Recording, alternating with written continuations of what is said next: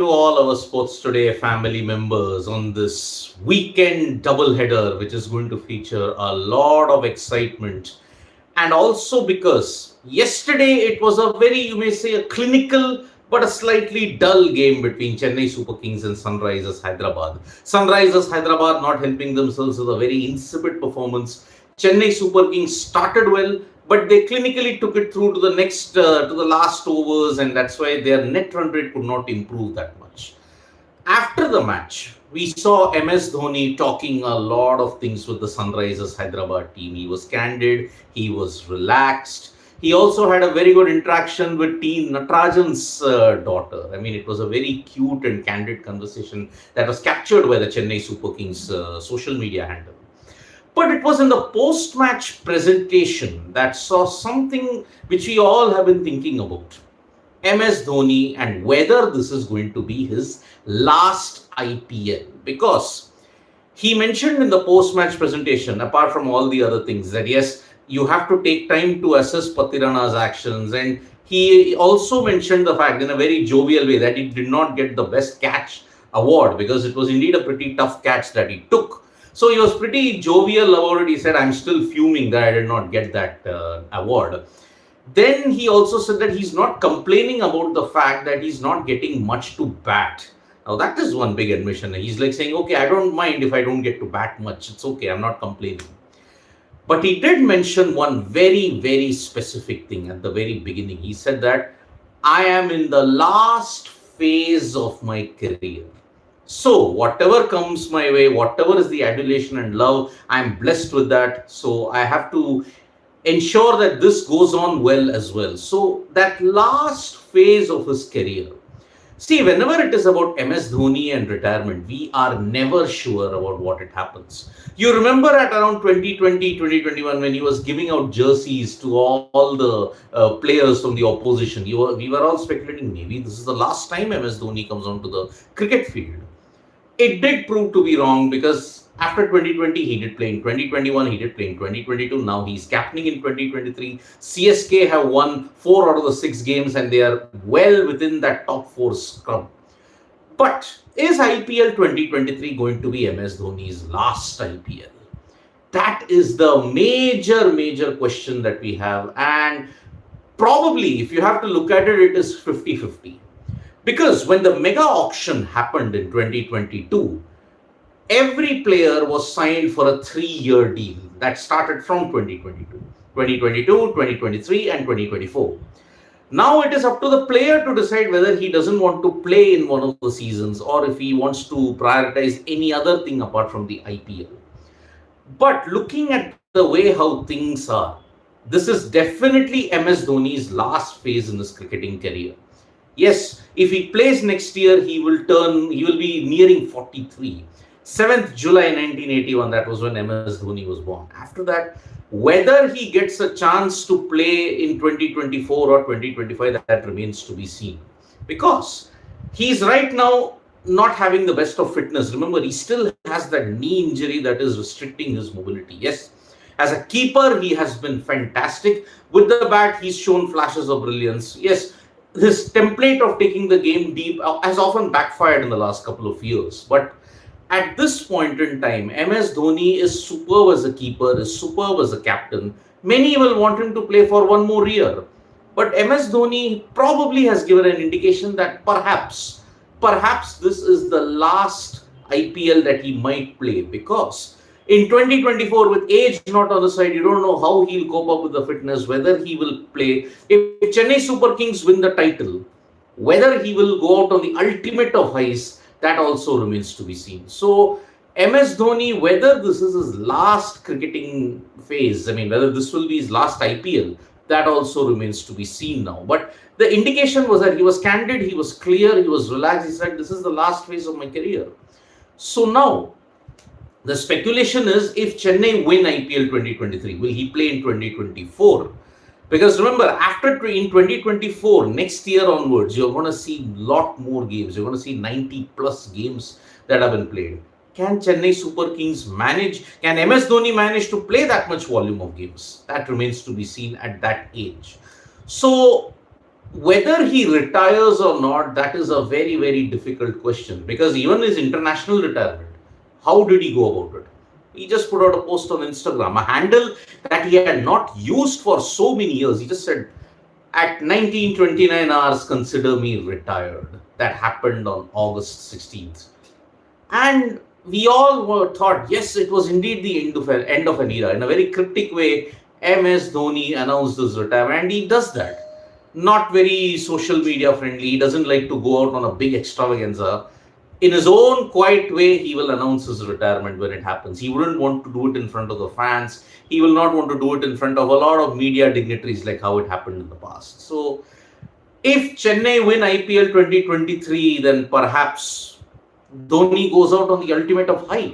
That is the thing that is there. So, lot of talking points about MS Dhoni's post-match presentation as to what is going to happen. Whether he will play IPL 2024, that is still up in the air. And IPL 2023, so far everything's gone to plan for Chennai Super Kings. Their next game is against Kolkata Knight Riders at the Eden Gardens. That's going to be a very crucial encounter for both KKR and CSK. If CSK lose, they also can lose momentum in the middle stages. But if KKR lose, then their chances of reaching the top four are pretty distant then. So it's a vital game for both teams. Kolkata Knight Riders, remember, two-time champions. Chennai Super Kings are the four-time champions.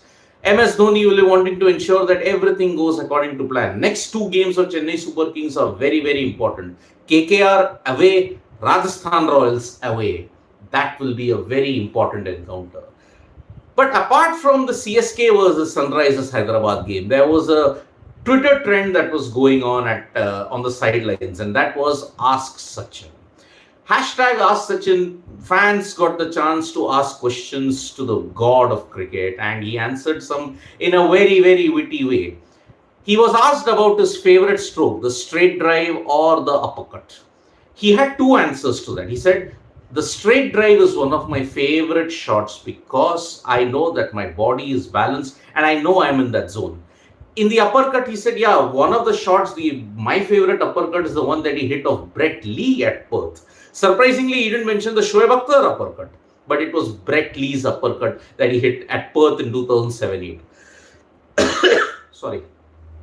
Now, apart from that, there was a question that was asked about what was his favorite 100. That favorite 100 came, the answer was Perth 1992. He still reckons that was the knock that made him one of the best in the business. And he asked, and there was a very interesting question about Arjun Tendulkar. When Arjun Tendulkar wanted to take up professional cricket, what was the advice that Sachin Tendulkar gave him? Well, he just had three words. Are you sure? He revealed that in the chat when he had with his Twitter users. He said that the only advice I gave Arjun Tendulkar was, are you sure? And you saw how proud he was of his son when he made his debut against Kolkata Knight Riders. He bowled well, even in the game against Sunrisers Hyderabad. He finally got a wicket. He dismissed Bhuvaneshwar Kumar, and it was a very fitting way for Arjun Tendulkar to open his mouth, because 15 years ago, Bhuvaneshwar Kumar had dismissed Sachin Tendulkar for a duck, the rare domestic duck that Sachin Tendulkar got, and it was Bhuvaneshwar Kumar. Here, Arjun Tendulkar, Sachin Tendulkar's son, gets Bhuvaneshwar Kumar. It is truly, really, life comes a full circle when you have to look at it. So there were very interesting sessions about all this. And Tendulkar was frank and honest about all it, just like MS Dhoni. Frank, candid, relaxed. He's enjoying himself at this point in time. That is because Chennai Super Kings are doing well also. In 2022, you couldn't see much of that because Chennai were not winning. So, in that way, yesterday we saw that the BCCI had announced the schedule for the playoffs, and it was 2 games in Gujarat, in Ahmedabad, and 2 games in Chennai. The first qualifier and the eliminator will be in Chepauk, and then the next 2, the second qualifier and the final, will be held at the Narendra Modi Stadium in Ahmedabad. It's always been this way. I mean, whichever team wins the IPL title, the first opening game and the final is held at that venue. It's happened a lot of times. Mumbai and Chennai in the last couple of seasons, it couldn't happen because of certain factors. 2021 when Chennai won, it happened in UAE, so that's why it couldn't be held in Chepauk, the first game and the second game. And biobubble restrictions and COVID restrictions, because of that, they could not get a lot of traction in it. There is one more news that is coming out from the Gujarat Titans camp, and Joshua Little is going to miss at least 3 games for the Gujarat Titans because he has been included in Ireland's ODI squad for the 3-match series against Bangladesh that will be played on first week of May. This is a very important series for Ireland, because if Ireland win all 3 games by a big margin against Bangladesh, they can pip South Africa and become the 8th team to get into the World Cup, direct qualification for the World Cup. However, if Ireland lose even 1 game, at that time, South Africa then become the 8th team to automatically qualify for the World Cup, and West Indies, Ireland and Sri Lanka become the teams that go to the qualifier. So Ireland need to win all 3 games by a big margin, and that is why they have called upon Joshua Little. Little is not going to be available for at least 3 games of the Gujarat Titans from first week of May to mid-May. That is the current situation when we look at the IPL, and we are soon going to see the second test that is going to happen between Sri Lanka and Ireland at Galle, followed by more cricketing action that is going to take place across the globe. For example, Pakistan versus New Zealand. After the T20Is that finishes, you're going to see 5 ODIs that is going to be played. Not part of the ODI Super League, because both teams have anyway qualified for the World Cup automatically. But New Zealand are the top-ranked team at this point in time. So it's going to be a very interesting clash.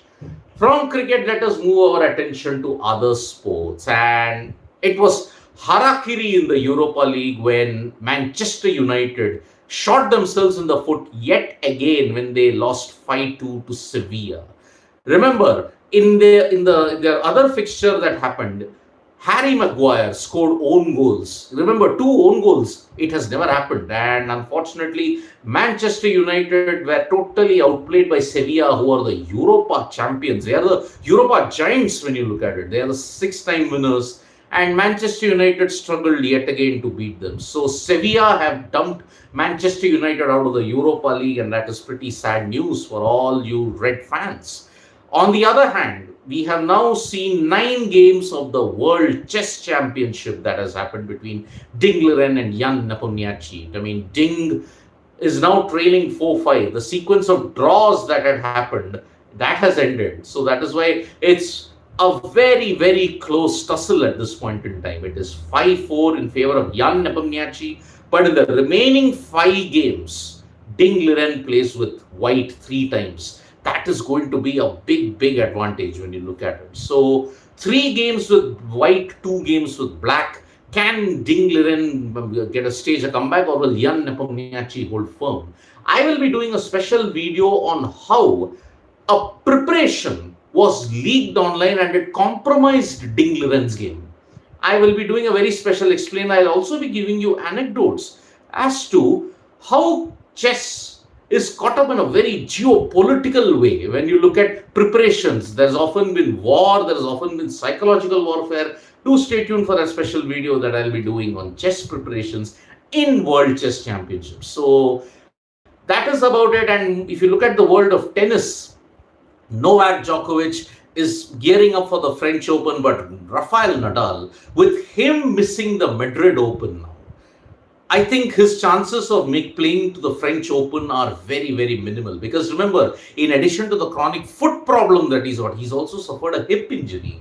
That hip injury ruled him out of the Wimbledon clash in 2022. Now, after the Australian Open, his chances look very, very bleak indeed of the French Open. And one wonders whether Nadal can compete at all in 2023. Because age is not on his side. He's been fighting injuries for a very long time. And finally, injuries may have the final say. We hope Nadal makes a recovery and continues his domination on his favored Philippe Chatrier of French Open tournament. Well, that's about it for this edition of the Morning Wrap. Remember, today there are two important games. Lucknow Super Giants versus Gujarat Titans. That's the first game, followed by Mumbai Indians versus Punjab Kings. Remember, Lucknow Super Giants have been pretty, they have actually bounced back from their loss to Punjab Kings, and they have won against the Rajasthan Royals in a big way. On the other hand, Gujarat Titans, they will be wanting to recover after their loss to the Rajasthan Royals. On the other hand, Mumbai Indians, 3 out of 3, they are winning and they are building up serious momentum for the playoffs. But Punjab Kings, they have lost to RCB and their batting and bowling woes do not seem to be ending anytime soon. Can Punjab Kings bounce up? Because they have got a very close head-to-head record against the Mumbai Indians. 15 for Mumbai Indians, 14 for Punjab Kings. They do bring their best against the Mumbai Indians. So we at Sports Today will be bringing you all that action. Tap that bell icon so you know when we go live, and don't forget we are on Facebook, Twitter and Instagram as well. Bye-bye. Thank you.